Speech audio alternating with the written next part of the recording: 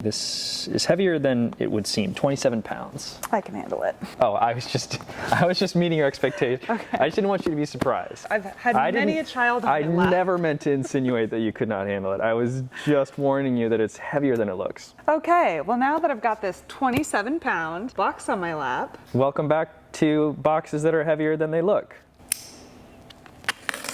I pretend like I'm cutting down the middle. I don't think I ever am. We got something chunky in here. Ooh. That is a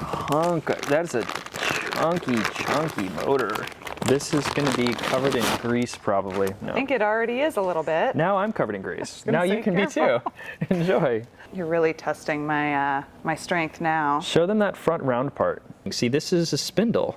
So these are air lines. This is power line. This is a motor. Tooling goes in there, and then air goes in, and then it grabs it. It grabs it like this. It pulls on a thing. It holds the tooling in there. So this is called an automated tool change spindle. You can drop the tooling in and out. The machine can pick up the tooling. A lot of people have seen these, but maybe you haven't. Maybe this is new to you. You're like, how do they get the tooling in and out? Well, this is going to go on our little hobby CNC so that I don't have to sit there and change the tooling out when I make weird stuff out of plywood. There it is. It's heavy, it's chunky, it's going to spin really fast. Thanks CNC Depot for helping us trick out our garage CNC. And building my biceps. Thank you. And building your bicep.